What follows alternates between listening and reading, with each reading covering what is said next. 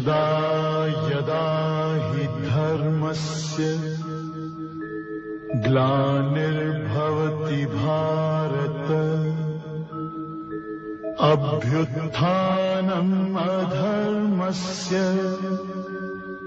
तदात्मानं सृजाम्यहम् परित्राणाय साधूनां विनाशाय च दुष्कृतां धर्म संस्थापनार्थाय संभवामि युगे युगे भवति भारत अभ्युत्थानम् अधर्मस्य तदात्मानं सृजाम्यहम् परित्राणाय साधूनां विनाशाय च दुष्कृतां धर्म संस्थापनार्थाय संभवामि युगे युगे। आयो लाल सभई चो झूलेलाल।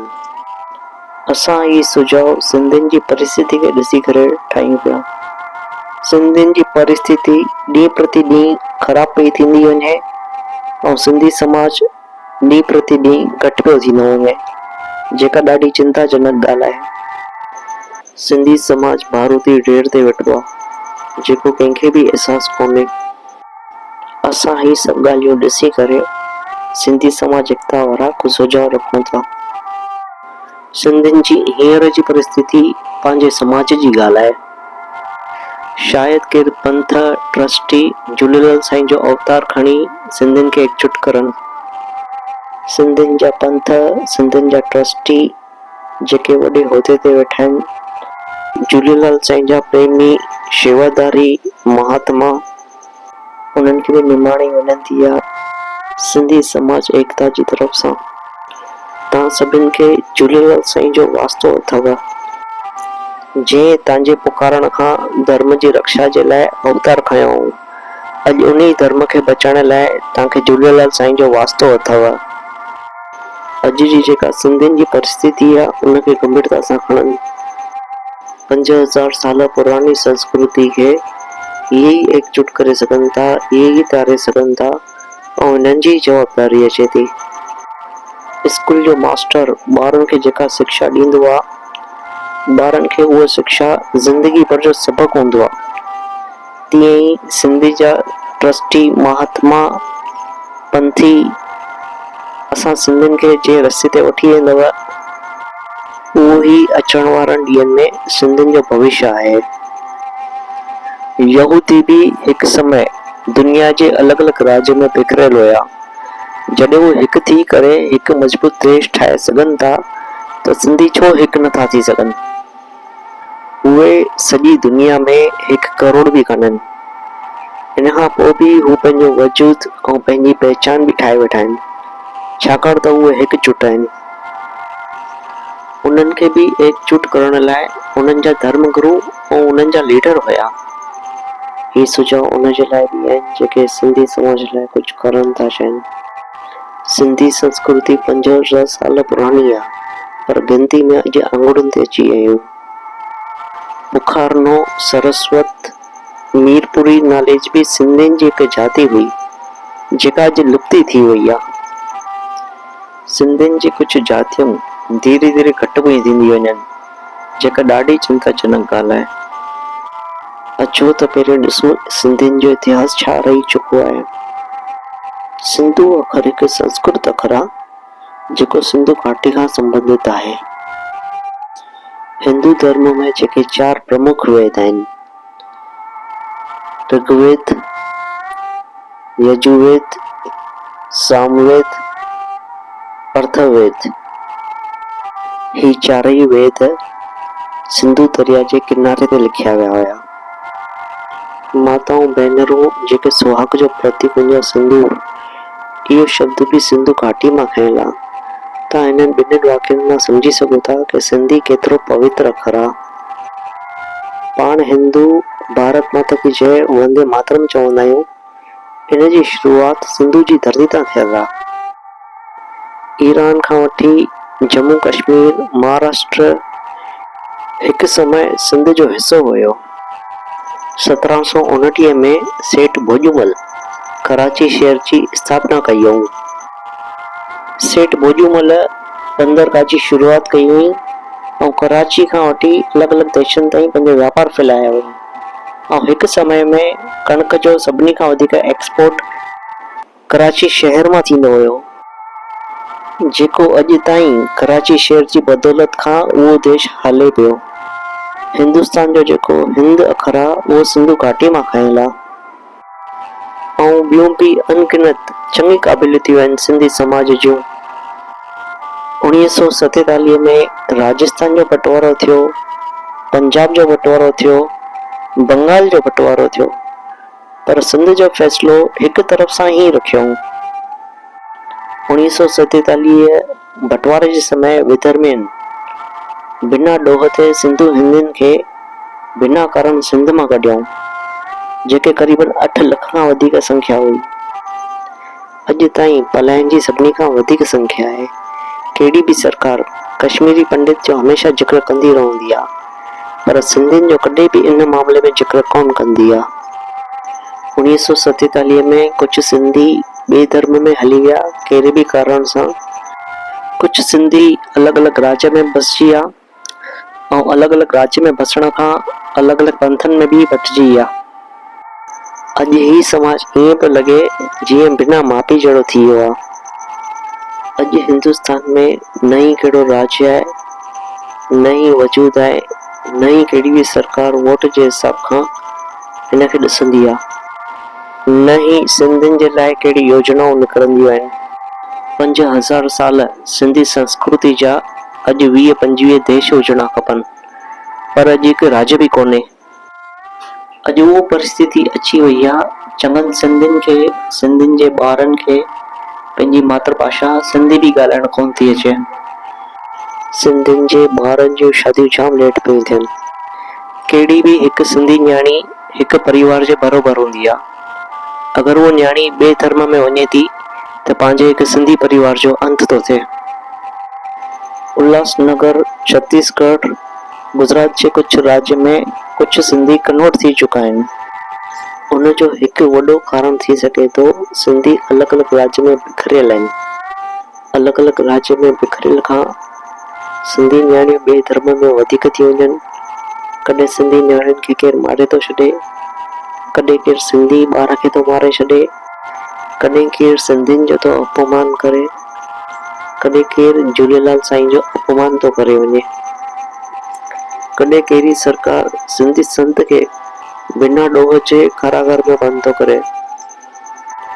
हिंदुस्तान में सिंधी अलॻि अलॻि राज्य में फैलण खां सिंधियुनि जे शादी जो कार्ज, मृत्यु जो कार्ज, जनम जो कार्ज या कहिड़ो बि कार्ज हुजे, चङियुनि जॻह ते उन राज्य जे मुताबिक़ थी वियो आहे। उनजो हिकु कारण इहो बि आहे कि सिंधी पंहिंजे समाज खे महत्व न ॾेई पैसे खे वधीक महत्व ॾिनो आहे।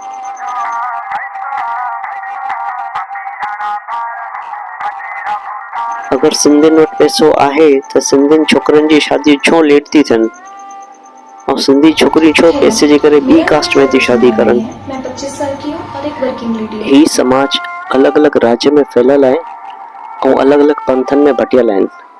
तंहिंजे करे सिंधियुनि में एकता बि कोन थी रहे ऐं हिननि जो धर्मांतरण बि वधीक थो थिए। अञा जेतिरो देरि खां जाॻंदासीं एतिरी बलिदानी वॾी ॾियणी पवंदी ऐं अॼु ताईं बलिदानी ॾियणी पई आहे। हींअर बि सिंधी समाज गंभीर न थियो त 2 टे पीढ़ियूं मसां आहिनि। सिंधियुनि जा पंथ, सिंधियुनि जा ट्रस्टी जेके वॾे उहिदे ते वेठा आहिनि, तव्हां सभिनि खे झूलेलाल साईं जो वास्तो अथव, जंहिं तव्हांजे पुकारण खां धर्म जी रक्षा जे लाइ अवतार खयो। अॼु उन धर्म खे बचाइण लाइ तव्हांखे झूलेलाल साईं जो वास्तो अथव।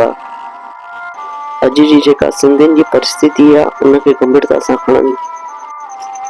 5000 साल पुरानी संस्कृति खे इहे ई एकजुट करे सघनि था, इहे ई तारे सघनि था ऐं हिननि जी जवाबदारी अचे थी।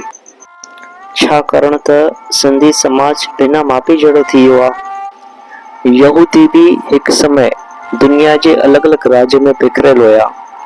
जॾहिं उहे हिकु थी करे हिकु मज़बूत देश ठाहे सघनि था त सिंधी छो हिकु नथा थी सघनि। उहे सॼी दुनिया में हिकु करोड़ बि कान्हनि, इन खां पोइ बि हू पंहिंजो वजूद ऐं पंहिंजी पहचान बि ठाहे वेठा आहिनि, छाकाणि त उहे हिकजुट आहिनि। दादा वासवाणीअ बि चङी कोशिश कई सिंधी ॿोली खे बचाइण लाइ। सभु ॿोलियूं ॻाल्हाईंदासीं, सिंधी कोन ॻाल्हाईंदा, ईअं छा थींदो, सिंधी गुम थी वेंदी। If you don't use a language, you will lose that language. आहिस्ते आहिस्ते करे that language will vanish. Sindhi ॿोलीअ में उहो खज़ानो अथव जंहिं खज़ाने जी मां सम्झां थो सॼी दुनिया खे ज़रूरत आहे। असांजो सिंधी साहित्य, असांजो सिंधी लिटरेचर, उन में नगेट्स ऑफ गोल्ड पिया आहिनि, अजाया वेंदा। मुंहिंजा प्यारा भाउरो, मुंहिंजूं भेनरूं, इन करे पहिरीं वेनती मुंहिंजी तव्हां सभिनी जे चरणनि में आहे, अॼु खां ई वठी शुरू करियो। ॿार नंढड़ा ॾाढो सवलाई सां ॿोली सिखंदा अथव, ॾाढो सवलाई सां। उन्हनि खे 3 ॿोलियूं सेखारियो, 4 ॿोलियूं सेखारियो, सिखी वेंदा। ॿारनि सां घरनि में सिंधी ॿोलीअ में गुफ़्तगू करियो, ॿोलीअ खे ज़िंदा रखो।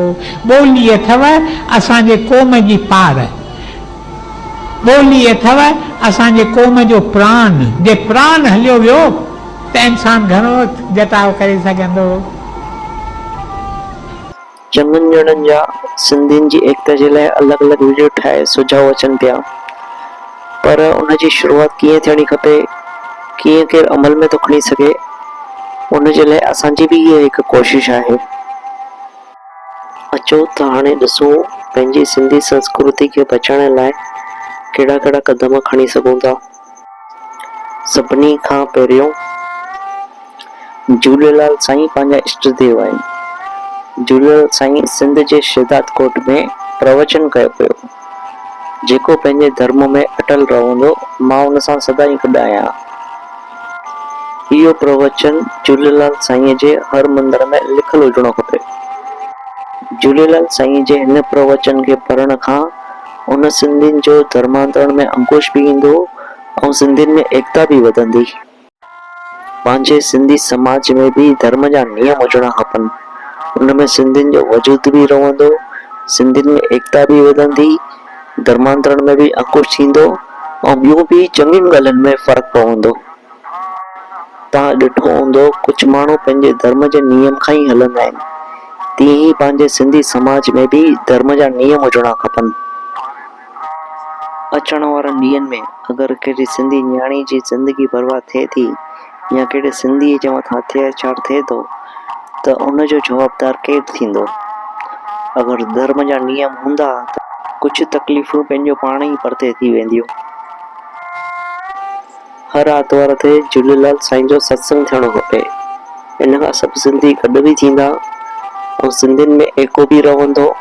शादी मुरादी में, बिज़नेस में, चङियुनि ॻाल्हियुनि में फ़र्क़ु पवंदो ऐं सिंधियुनि जो जेको धर्मांतरण थिए थो उन ते अंकुश बि ईंदो। ऐं सिंधियुनि जो जेको बि कार्ज हुजे, शादी जो कार्ज, मृत्यु जो कार्ज, जनम जो कार्ज या कहिड़ो बि कार्ज हुजे, उहो सिंधी रीति रिवाज खां थींदो ऐं गॾु गॾु झूलेलाल साईं जो प्रचार बि थींदो।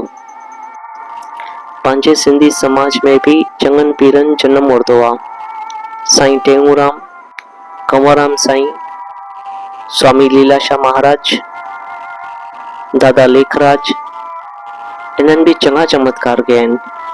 सिंधी समाज खे इन्हनि जो ई प्रचार करणो खपे। ॿियो, जंहिं स्कूल में सिंधी ॿारनि जी संख्या वधीक आहिनि उते हिकु सिंधी टीचर हुजणो खपे ऐं हिकु सिंधी सब्जेक्ट बि हुजणो खपे। ॿियो, जंहिं स्कूल में सिंधी ॿारनि जी संख्या घटि आहिनि त उनखे महीने में, ॿी महीने में लेखिक, मौखिक या ऑनलाइन सिंधियुनि जी परीक्षा हुजणी खपनि ऐं सभिनि सिंधियुनि ॿारनि खे सिंधी समाज जूं जनरल नॉलेज जी बि परीक्षा हुजणी खपनि। ऐं सभिनी खां वॾी ॻाल्हि सिंधी फिल्मनि जी शुरूआत थियणी खपे। इन खां सिंधियुनि जे कलाकार अॻिते बि ईंदा, उन्हनि खे रोज़गार बि मिलंदो, सिंधी भाषा खे अॻियां वधाइण लाइ आसानी बि थींदी ऐं ॿारनि खे सिंधी ॻाल्हाइण में सम्झण में बि आसानी थींदी। सिंधियुनि जा पंथ, सिंधियुनि जा ट्रस्टी जेके वॾे उहिदे ते वेठा आहिनि, तव्हां सभिनि खे झूलेलाल साईं जो वास्तो अथव। जंहिं तव्हांजे पुकारण खां धर्म जी रक्षा जे लाइ अवतार खयो, अॼु उन धर्म खे बचाइण लाइ तव्हांखे झूलेलाल साईं जो वास्तो अथव।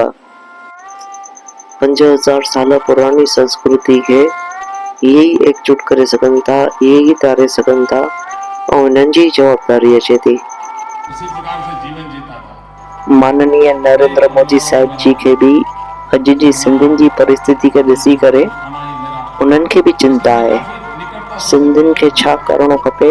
तव्हां मोदी जी जे हिन सुझाव खे बि ॾिसी सघो था। उहे चवनि था, मां तव्हांखे पंहिंजो सम्झी करे थो चवांव, मोदी जी जे हिन सुझाव खे हिकु हिकु अखर खे ध्यान खां ॿुधिजो।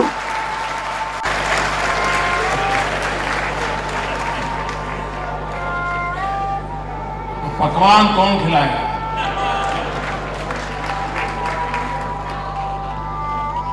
आप सोचिए, चला जा रहा है, मेरे सिंधी परिवारों में से ये सब चीजें नष्ट हो रही हैं।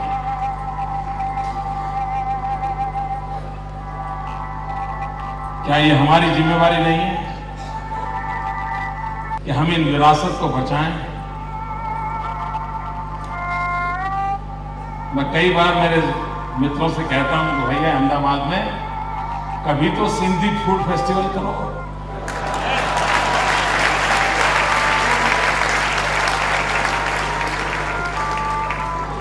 ये नरेंद्र सारी दुनिया को खिलाता है, लेकिन वो सिंधी खाना नहीं खिलाता।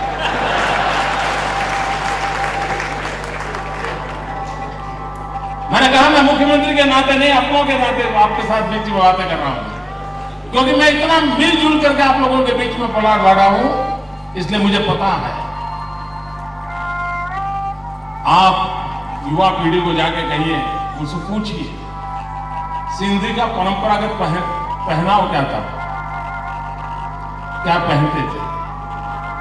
दुनिया बदली है, काफी वेस्टर्नाइजेशन आपके अंदर घुस गया है, मुझे क्षमा करना।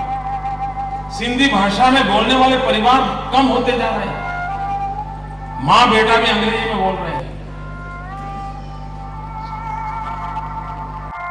मित्रों, दुनिया के अंदर अपनी मातृभाषा, अपना रहन सहन, अपना पहना, इसको जो समानता है, वो उसमें फिर से एक बार जीवन भरने की ताकत है।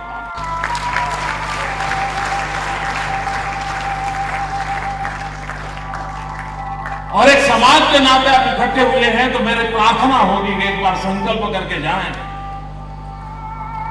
कि हमारे घर में हम सिंधी क्यों न बोले।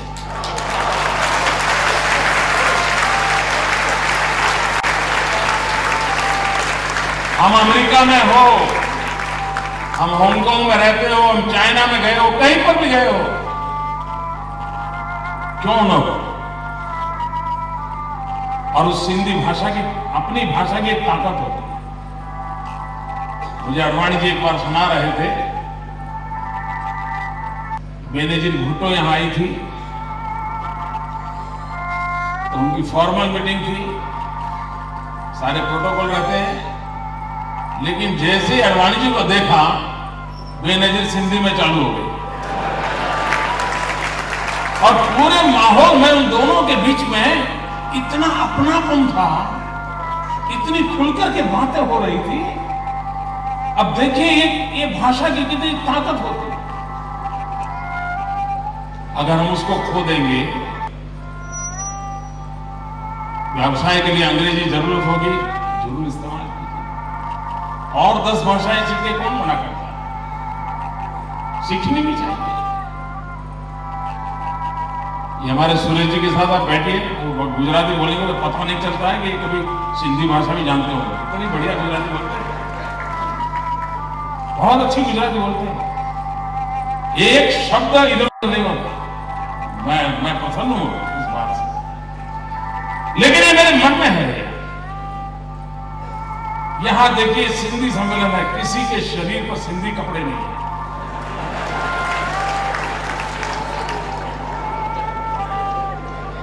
इसे आप आलोचना मत समझिए भैया, इसे आप आलोचना मत समझिए। ये आपकी विरासत विरासत है, आप छोड़ रहे हो। मुझे दर्द देता है। और इसलिए मैं कहता हूं, क्या कभी एक सत्र तो ऐसा हो कि सब सिंधी पहनाव में आएंगे?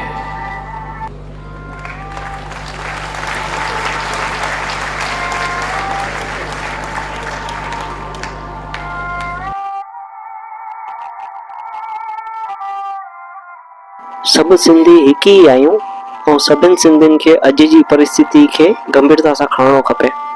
तव्हां बि अमल कयो ऐं हिन सुझाव खे बि अॻिते पुॼायो।